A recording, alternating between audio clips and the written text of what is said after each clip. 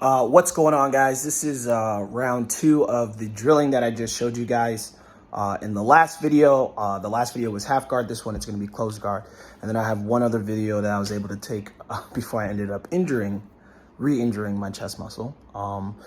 But I'll show you guys that video as well. So this one is, again, we're drilling closed guard. You have to be able to get out, pass, or just open the person's guard. And then from there you can reset. All right, check it out. So here I am again with Ivan. This time we are working from the closed guard position. And these are great drills to do, especially if it's been a long time since you've been off the mat. So here you see we got some hand fighting.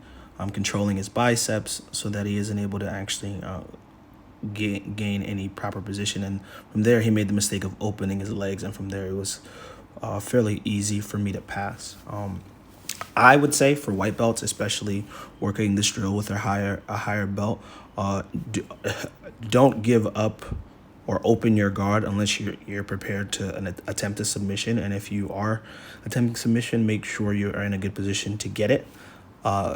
For Ivan, again, he's still got a lot to learn. He did a good job of attempting the sweep here and kind of using the Kimura to force me to, base down or trying to create some pressure. From there. Again, I loved, bringing back out all the old passes that I have. So I used the Sao Paulo pass. And what I did was I used the most simple passes I could for him, just so he could get a feel of what to expect at that level, as well as these are usually my go-tos anyway. So it's, again, he attempts to go kind of use that as a sweep, but he isn't able to get the pressure. The issue there is that he isn't using his legs. So again, here he opens his guard. He attempts again a submission, but he didn't have it. So then again, I was able to just turn my shoulder and then pass fairly easily in that position, and it didn't take much. But here you see he's able to push off. But again, for the purpose of this drill, once the person's passed, you just reset.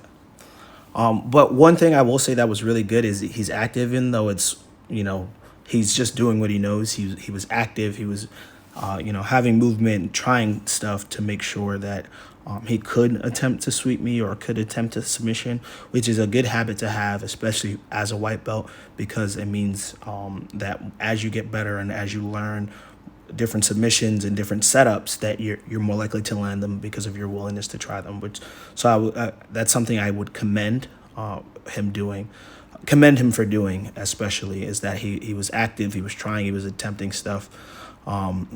And me, I'm just, giving some good pressure so that he can get some good work in. And I'm sure I showed him a few things he may not have seen before. All right, now we end up switching positions from here.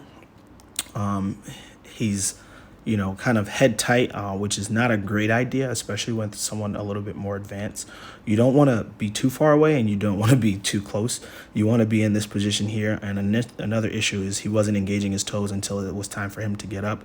Here, I wasn't going to give up my guard. Actually, I was attempting a sweep, but what I should have done here is actually got my feet on his hips and pushed through, and then my hands on his feet. But from here, I was just going to attempt a submission, and I'm just focusing on breaking his posture back down to coming back down into my guard, because I don't want to lose it. But I was able to sweep him here when he tries to do a knee slice because he didn't keep his balance. As we go this second time here, now I'm trying to break his posture by holding on to his gi. And again, he's working on getting up. He made a fatal mistake, which I didn't really capitalize on, which was getting his head over my head. And in that position, many times you can end up just sweeping a person fairly easily. Again, here, I could have done the same thing I was thinking of doing. Even there, I could have swept him over my head. But obviously, we're fairly new to each other, and he is still a white belt, so I'm not going to try anything too crazy. So here, I end up getting, an arm bar there, or an arm lock in that position from the guard, which he's forced to tap to, because he straightened his arm in the wrong position, and once I trapped it under my head and my shoulder, it was pretty much over from there.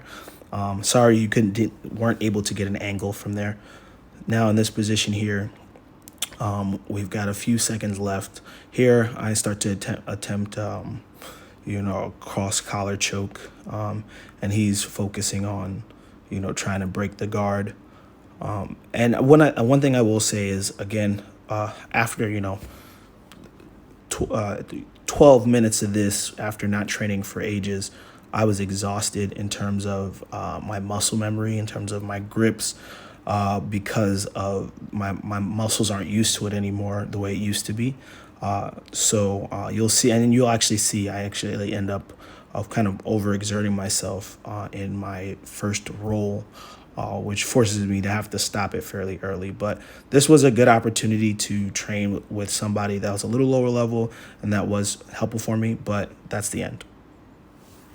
Thank you guys for watching. Hope you enjoyed. Thank you guys again for watching my video. If you enjoyed it, please like the video, subscribe if you want to see more of my videos. You can check me out on social media at Sdotbell on Instagram, Sdotbell MMA on Twitter, Facebook.com/Sdotbell MMA. Thank you guys again. Peace.